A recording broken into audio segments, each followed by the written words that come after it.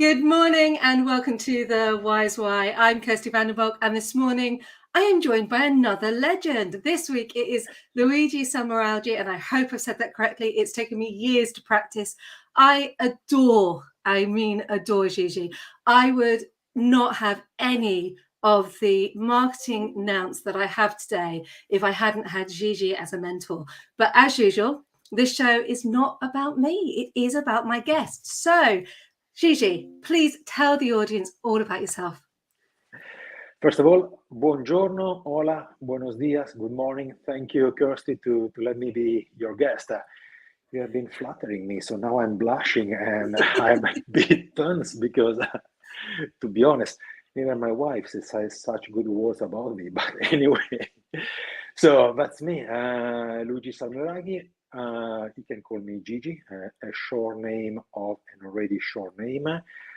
Turning 50 in a couple of months, married, father of a beautiful son, 3 years old, a little monster, as I like to call him, and spending my almost whole professional life at dealing, because I joined dealing 22 years ago when I had long hair passed down my shoulder. Unbelievable, but I had them. And then changing role and role. So I'm very pleased to be here with you, Kirsty, and doing this fun interview with you for the next half an hour, 45 minutes. It's okay. I want to just touch on something that you said there because it's really important. Everybody gets nervous.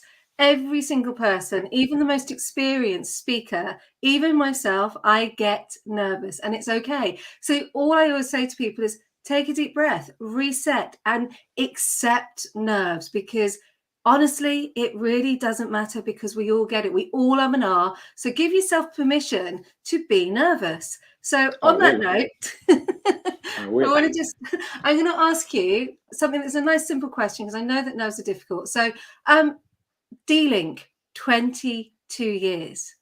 And I've seen the pictures of you with long curly hair because you showed them to me. And what a lot of people don't realize is how much time we spent together in my little blue car. I remember the miles that we spent on the M25 visiting customers, going to Milton Keynes, Basingstoke, or Telford. And to be honest, when I started to help you and the British colleagues to reset, to reshuffle a little bit the UKI channel, when you landed in that island, I had a very, we can say, business English. So what I really loved of the time spent with you and with Paul, Simon, and other colleagues is you teaching me what we can call colloquialism. So this kind of understanding the local culture, understanding the way you think, the way you do things. And this happened exactly to me when I moved from Italy to Spain. When I moved to Spain, I didn't speak any single word of Spanish, and I learned Spanish on visiting customers, so on the road. Then I had the chance to work closely with the French operation, and it was exactly the same. So I think that this is the best way to learn culture and about a country, about people, traditions, history, is being on the road, stuck in traffic in some gridlock around London, Paris, or Madrid, and talking to people, because in the end, this is the most important value you can get from everybody. So talking to people, and every day you can go home and say, well, even today I learned something different from Kirsty, from Paul, from Antonio, from Lorenzo, from anybody I had the chance to sit in his or her car. Well, and I think what was lovely, and I do mean this, was I remember teaching you get your ducks in a row, which is what I put in the post. Right. And I remember you using it. I remember we went round a couple of distributors, and I won't shut them out because I'll miss one out and then they'll all get upset. But we were going around doing our quarterly business reviews. And I remember you sat down and said, let's get our ducks in a row. And everybody looked and went, and then there was this lovely laughter. And one of the things that you've left me with is this curiosity, this desire to constantly look further, look at, there's that. And then what can I see further? So can you explore a bit more about the curiosity and why it's so important to you, and because you instilled it in me. Yeah. Well, my curiosity started many, many years ago when I was still a student at Milano University. I was studying telecommunication engineering. And all of a sudden, it was my last year at the university, I saw in a board a job post. A marketing agency was looking for an HTML Java programmer. So there was a telephone number, and I called the number saying, well, I'm graduating at the Milano University. I have still 1 year to go. Can I have a talk with you? Can I have an interview? And they told me, yes, come tomorrow. And I was not expected for such a quick reply. And I didn't have a resume. I didn't have anything written because I was still a student. So that night, I spent a couple of hours programming, and I did my own web page. So when I went to the interview, the owner of the marketing agency, he was 60 by the time. He told me, what is your resume? And I just opened my notebook and I was showing him my webpage, so my personal webpage. And the following question he did me is, when you can start? Okay, so this is from this person, from Carlo, is the name of the owner of the company now. He can rest in peace. He had a clear vision. He was working in a very traditional PR agency, marketing agency, and it was around 1995, 1996, when he told me, hey, Gigi, internet is going to change the way we communicate and we interact and we do business. So I want to set up a small programming team because I want to sell internet services to my customers, to my clients. Can you imagine in 1995 visiting a company selling and telling you need a website, a web what? Internet. Internet what? Nobody was understanding because everybody was doing business with fax and a telephone. And so my curiosity was moving from a pretty engineering job, programming, to start visiting customer with my boss because he had the vision, but he didn't have the expertise to explain what the internet and what a website could do. And from a pure engineer, I moved to project manager, interacting with customer. And I realized that from customer, you can learn a lot. So making question, applying what you call active listening, okay? And it was very, very important. And I do remember that one of the first customer we had was Intel, the chipset manufacturer. And we had to prepare a newsletter about an interface that was going to change the way we communicate. And we're talking about this interface in cars and everywhere. It was 1996. The name of the interface was Universal Serial Bus, that now we call USB. So for me, it was like an aha moment when I understood that somebody in 1995 was already predicting the futures and talking about something that today everybody knows what USB is. So my curiosity started from that. Then I had the chance to meet my boss, Stefano, you know him as well. And he told me, well, we're looking for somebody to open the Spanish and Portuguese market. We need some technical skill because we're selling networking switches, network interface cards. You are an engineer, but do you think that you can do the job? And they said, well, I'll give it a try. And then he told me, well, if the first year everything is fine, we probably need to open and set up the Spanish branch office. We'd like to move to Spain 12, 18 months, no more. And then come back to Italy and we can find a new job, a new role for you. And I said, well, hey, boss, let's give it a try. I moved to Spain. I had the chance to open the Spanish branch office, meet a lot of people, and somebody of the people I met are still working with me and dealing in Spain. And then it is history because it were not a 12 or 18 months period. It was 22 years when I moved to Spain. Married, son, mortgage, everybody has. And then from 2005, 2006, when the Spanish branch office was going well, good market share, good results, good KPIs, and I was thinking, wow, nothing, finally I can enjoy a good time, a good life in Spain. My boss, always him, he told me, hey, Gigi, could you help me with the Italian market or the French operation? And I started what I call my Gypsy life, because from Monday to Thursday, Monday to Friday, I was away from home and traveling and having the chance to meet a lot of people, colleagues, customers, and I have very, very, very good memories of those times, and today times as well, for sure. So my curiosity started many, many years ago when I met this gentleman that told me, internet is going to change the way we communicate and we will make business. So and one of the things that really struck me about when I first met you, and it still sticks, and you were right. So it's this curiosity, this visionary way of looking at things. And I remember sitting in meetings with you in 2011, 2012, so it must have been around there. And you were pulling out your iPad and there you were using OneNote and telling everybody to use LinkedIn. And I remember sitting there going, LinkedIn? What's LinkedIn? I don't even know if I was on LinkedIn at that point, but you were there. You were dropping you were dropping the business cards, and you were connecting with people in real time. And it was absolutely inspirational. Now, I didn't really understand the power of that until the last year when I set up my own business.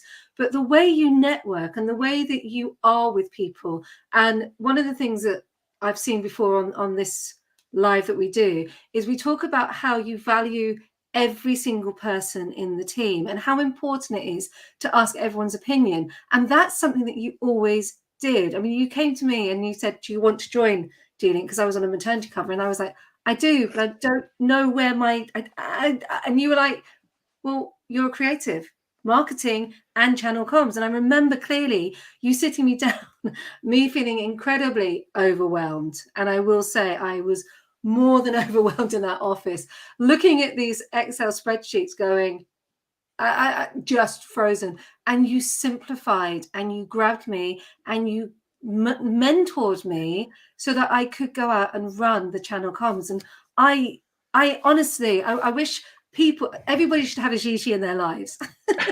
Thank you, Kirsty. Well, LinkedIn saved my business life because I'm very organized, you know me, but I have a very bad memory about names of people.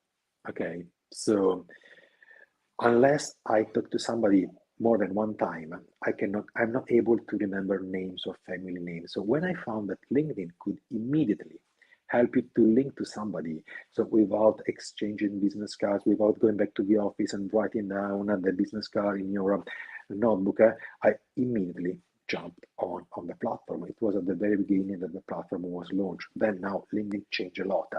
So the secret of Gigi using LinkedIn is because of my bad memory. So I have to tell everybody. So I'm not a marketing guru or a visionary. I just bad memory. then it's true. So believe me. Then something you said is the way I manage my teams is exactly as you said. Before taking any decision, somebody has to take a decision in a team. That's true. But before taking any decision, I learned from a Spanish colleague many years ago, Ruben, that to listen to everybody in the team, to give the right importance to anybody in the team, because more than one mind, more than four eyes can help to see things in a different way and bring different value to the same topic. So even today, rarely I take a top-down decision. I don't like this way of managing the team or taking decision. I always try that the decision is a kind of reason, common consensus, because if everybody feels to be part of a decision, the commitment and from everybody is unique. So nobody likes a top-down decision. Nobody likes it. What we have to understand, because it's businesses, there is always a boss. We have to put in place top-down decision. But if instead of a top-down decision, you can make a decision that everybody is giving his own contribute to that decision, everybody will go for it. And in my opinion, this is the real key value of marketing. Okay, when I moved from a pure technical role, an engineer, to a sales and marketing role, the first book I bought, it was a Philip Kotler Marketing Bible. Okay, so starting from the 4 P's of marketing, then it became the 4 C's of marketing. But I have to write Mr. Kotler and say, perhaps you are missing the most important P in marketing. It's not product, it's not placement, it's not promotion, it's not price, it's not position, it's people. Because it doesn't matter what you sell, it doesn't matter which company you are, it doesn't matter which role you are in the hierarchy of the company. But if you have good people around you, it doesn't matter which problem, which task you have to do, you have to accomplish.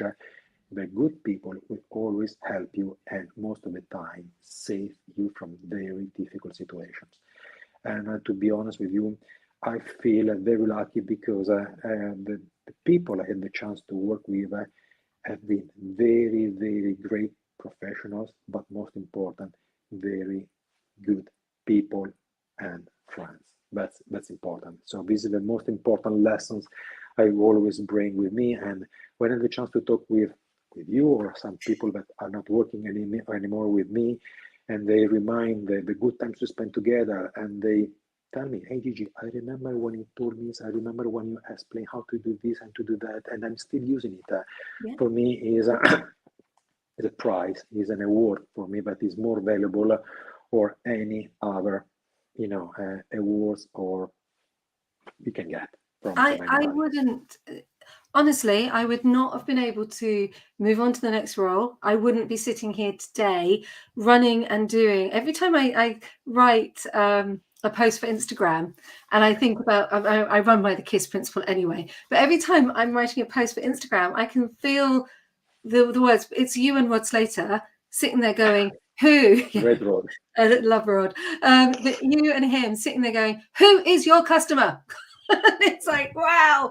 And even now, I've got both of you in my ears as I'm writing my post going, who is my customer? Who am I talking to? Have I simplified it? Is it? And all of those fundamentals are there because of the time I spent at dealing. And it bode me well when I moved to the next company, because I went in and obviously I was setting up a brand new channel at that point, and I didn't have marketeers. I didn't have I literally went, I've got to build it from scratch, which I don't think I realized when I took the job on, including a price list. The price list was there, but I had to adapt it to work with the channel. So all of those things that you empowered me to do. Now, I remember downloading figures and you saying, know your number.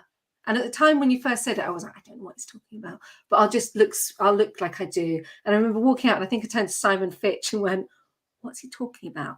And Simon went, seriously? But at that point, I was really green. I hadn't long left the acting, presenting world. And here I was in the business world, very green. I learned quickly. And thanks to you, I did. So thank you. Obviously, you are one of my huge people that helped me along the way. So who's helped you? Well, talking about numbers, one person helped me a lot, and you know him quite well. He's Stefano. I still remember the day I was in the office in Milan, and I was in front of my PC downloading some data, sales in, sales out data, and I was complaining because revenues were not going in the directions we wanted. And I was thinking a loud voice, and all of a sudden I didn't realize that Stefano was just behind my back, and literally he slapped on my neck. Bam! I said, hey, what's happening? Hey, Stefano, hey, boss, what's happening? And he told me, Gigi, numbers are important. It's good that you analyze number and you do all your forecast and analysis, but looking at a display, a monitor, numbers will not change. Go out and visit your customers. So this is another haha moment, and Stefano reminds very well that moment, and I understood that, okay, it's important, data analytics, business intelligence, whatever you want, but in the end, business is done visiting customers, looking for new customers, spending a good and quality time with the customer, just talking about business, or just having a coffee or a lunch or a pizza or whatever. This is a very inspirational moment for my professional career.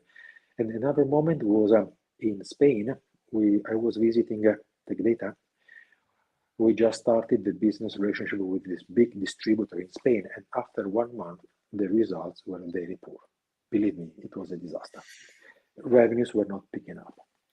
So I had a meeting with Juan Manuel Molina. He was the head of the networking division at Data Spain at that time. So we were in a meeting room, and all of a sudden he told me, Gigi, stand up. I will explain you how to be successful. Wow. So I was expecting a kind of, wow moment. So he took me out of the meeting room and he brought me to walk the sales floor. The famous sales floor, how many times we visited and walked the sales floor, Kirsty, together. Oh. And he told me, Gigi, see, these people are your success. You don't have to talk to me. You don't have to explain me how good dealing is or what can we do together. You have to go there and conquer their mind, heart, and mind. Because only doing this, you will be able to make successful dealing or any other company, doesn't matter, to make successful your brand in a big distributor like Tech, Ingram, Esprinet, Enta, Micro-P, now Exertis. Okay, so this was another haha moment, as you like to say, because I realized that numbers are important. You have to be precise, accurate, but in the end, business goes down to person, to people again. So again, this P comes back in my professional life, my professional career, because without good people, you can do anything. It's so true. I remember the hours I used, and something that's really key to that is not just turning up sporadically. I hope I said that correctly. I probably didn't, but it's not just turning up intermittently. It is consistency. And one of the things we all know through the pandemic is consistency, even on social media, is so important. It's that know, like, trust and reliability. So I used to have, and if you remember, I used to have a set routine that I used to go up and down the country. And I knew that every 2 weeks I was going to be in Accrington, I was going to be in Telford. And I used to have this really little plotted diary that I think was actually booked up at the beginning of the quarter, as we're ending a quarter going to the next one. So the first week of the quarter, I would be sending out all my dates, and then they would be exactly the same as the quarter before. So I'd have a regular Tuesday in one and a regular, and that really did make a huge difference. It's that consistency, the knowing, the like, the trust. And as you said, people buy from people. And as a new business owner, I'm out there networking now. So yes, 100% with you on that. People are so important. We've had a couple of comments this morning, and this is my glasses moment. So Ben Lewis has just joined us to say good morning. Now, I'm assuming this is for you, and I apologize if I get the name wrong. Antonio, it's me from Antonio Navarro. Yes, he's the Spanish country manager. Hola, Antonio. Oh my God, he's watching this. And breathe. Remember what I said before we went live? Breathe. Yeah. In fact, I'm going to tell everybody about this. So when you get nervous, no matter where you are, if you're on a live interview or you're public speaking, one of the things you can do is a quick reset. And this is where you hold your wrist, wait to feel your pulse, take a breath in, tip your head slightly further down and smile like the Cheshire Cat, think less and start again. So there's a quick reset for everybody, free of charge from me this morning. No invoice at the end of a stream. Yeah. And Annette says, I agree that working with people is the basis of good business. So some lovely comments this morning. Along the way, because 22 years with the same company is incredible. Absolutely incredible. And one of the things that I love about you is your positivity and your drive. And when you and Stefano arrived in the UK, we all went, oh, because you both arrived like you were suave, you were sophisticated, and you walked in and we all went, oh, okay, wasn't quite expecting that. And so whilst you were sitting in the airport, was there ever a point in your gypsy life that you just thought, I want to just be in Spain, I just want to settle, I want to go back to Italy? Was there any moment where you just went, why am I doing this? Or did you always, because for me, you always looked like you just loved it.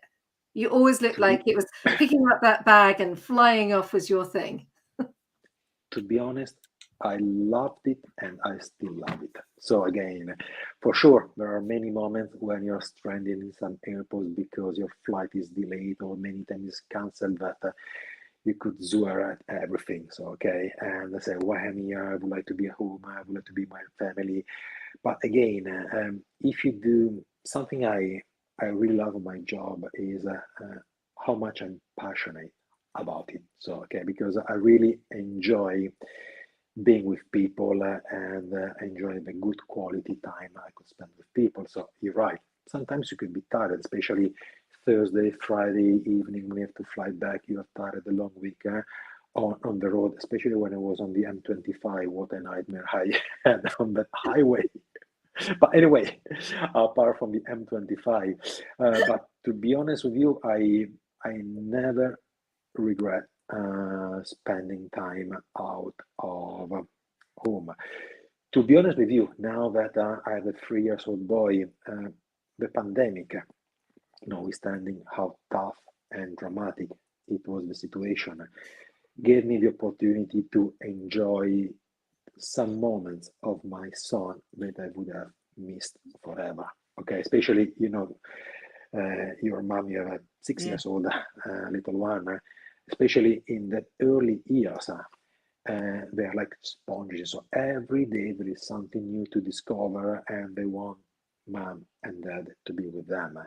So spending more time at home in the last couple of years gave me the opportunity to enjoy my little one. And for me, it has been a nice, extraordinary experience because as you can learn from grown-up people, you learn even much more from a 2 years or 3 years old boy or girl. So again, going back to people, and sometimes they hit Massimo, let me see things in a different way because there is not only my point of view, but his point of view, notwithstanding he's only 3 years old, is as important as mine, or even more important because he's a young man, he's a boy, he's a child.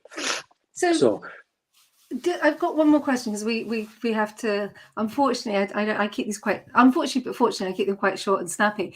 There's two things I want to do. One, I want to ask you about what you did during lockdown because I think it's inspiring, and two, then you get to turn the tables on me. So on that, I'd like to explore how and why, because I think this is beautiful. How you started to learn piano. Piano is is my wife's fault, to be honest with you, because we were back from our honeymoon, and all of a sudden, when I entered home, I found a piano in the living room.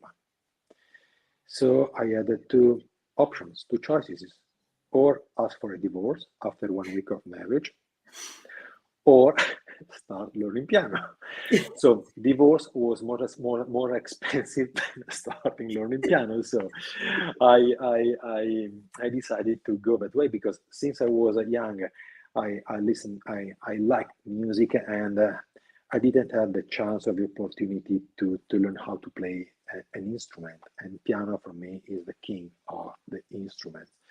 So I took a piano teacher every week coming at home. And then in these 2 years, not traveling and of pandemic, I had the chance to improve my poor piano playing. And as I told you, it's the only way I can completely relax and wind down. Because, I spent a lot of time running, doing triathlon, but even when I run, even when I bike, even when I swim, my mind is still thinking, okay? Is not thinking as I'm at work, but still thinking. When I started playing piano, I realized that you have to think only on your right hands, left hands, pedals, piano score, and it's very, very difficult, especially if you start at my age. So, especially at night when Massimo sleeps, my wife, she's working or sleeping, I took half an hour, 45 minutes to relax, to just be with myself, with my piano score, and it's a good experience. So now I'm very thankful that my wife decided to buy a piano for me, and I didn't ask for divorce at that moment. And you're brilliant at it. Absolutely. I mean, I got to see it, and I know you can't play it today, which is a shame. I might just get you to to drop a That's video. good for your. That's good for your viewers and listeners. It is, but it was no, you were brilliant. You were absolutely brilliant. So this is where you get to turn a question on me, and I have no idea what it's going to be. So fire away. I have a bet with my husband on this, but I'm hoping it's not that. No. The question I have for you, Kirsty, is how have you found the strength and willingness to start your own business? Because you when I met you, you started a dealing. You were and you are a very quick learner, so you pick up quite quick. Sorry, all the variables and mechanisms of managing distributors. Then you had the chance to be in different companies. Then all of a sudden, I saw you on LinkedIn setting up your own business.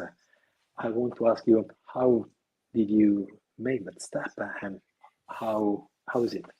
So I made the step so I could be at the school gates, and that's no secret. I wanted to be there for our daughter as much as humanly possible. I wanted to, and I couldn't find. So let's rewind, and I couldn't find a job that would give me the summer holidays. And I looked at being a teaching assistant. I looked at different things. I looked at potentially going back and doing a PGCE, I think it is, to be a drama teacher. And then there was an opportunity that in theory I could have moved to Holland. We didn't go. And the business has changed. And I will say that the original plan for the business is very different to what I do. And things evolve. And you set up your company, you put your LinkedIn page out there, and then it really is about niching down and honing into what your speciality is. And I found that with the birth of video, there is this need for somebody to be able to coach somebody to be on camera. There is still a need for public speaking, so that comes in hand. But there's also this missing element in video marketing, and this missing element means that you've got this wonderful videography company and they are absolutely stunning at what they do. Then you've got the marketing team of the company, and you may have a script writer and you may have a director and a producer. But what you don't have is somebody making sure that the presenter is on brand and delivering the key messages in the style that the company wants. And that's where I come in. I fix everything together. So I will go and source you, and a couple of weeks' time, we've got a couple of videographers coming on. I will source you a videography team. I can source you a director. I can direct. I can source you a producer. I can source you a writer. I'm not a writer, but I can write scripts. And all of those things can be pulled together and work with your marketing team and ensure that the brand standards are delivered. Now, I've got a huge experience because I worked in event marketing,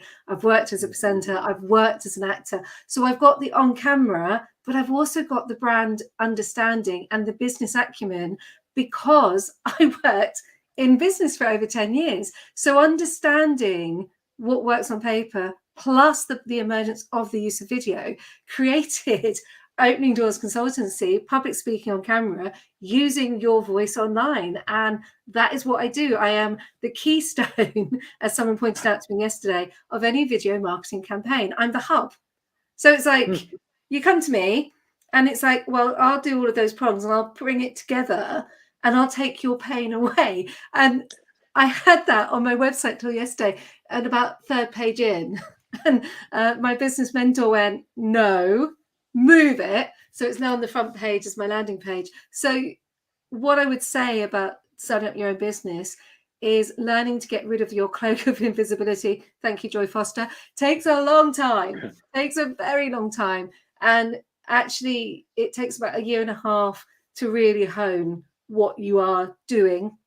Then you get to where you are. But as a business owner, you have to remember what you give and not what you do. And I got that wrong. So I've learned a lot.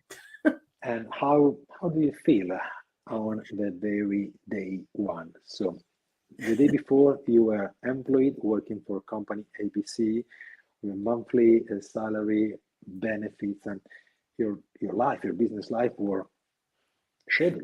Okay. Yeah. And all of a sudden, day one, you decide to set up your own company, no customers, no invoices to issue, nothing to do, all by yourself. Is not a bit frightening? It's overwhelming, but the drive to be at that school gate is more than the overwhelm.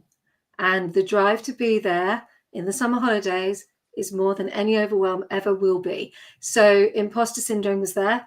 Beat it down. I crocheted a jumper, and people know this. So I beat all of that down. I still get it. I'm not going to sit there and say I don't. I still get overwhelmed. I still get imposter syndrome.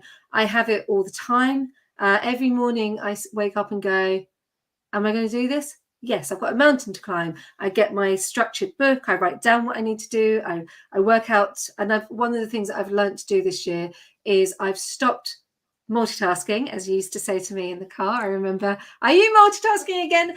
I don't multitask any longer. I switch task. That's the biggest learning that I got from setting up my own business, is I have to switch task, not multitask. And I can't wait to bring in more staff. I am really excited about that moment. So yeah, it's a really lovely feeling to know that I am building something and that I will take the leadership skills with me that you taught me. So thank you.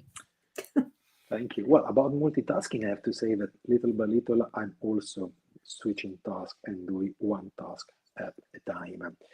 And this is also because of a book I read. I don't know if you know the history of William McRaven, the Navy officer, Make Your Bed Every Day. I don't know. I will text you the link to his speech. Drop it into the chat, because a lot of people will. I will. Okay, yeah, a lot of people will pick up on that. Unfortunately, because I keep this short, we're going to have to go, and I would spend the whole day talking to you, because I have, and 5 hours in the car. I cannot thank you enough.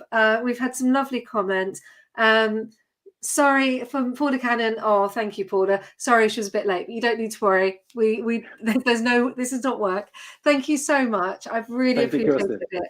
Thank you. Bye. Bye. Ciao, ciao.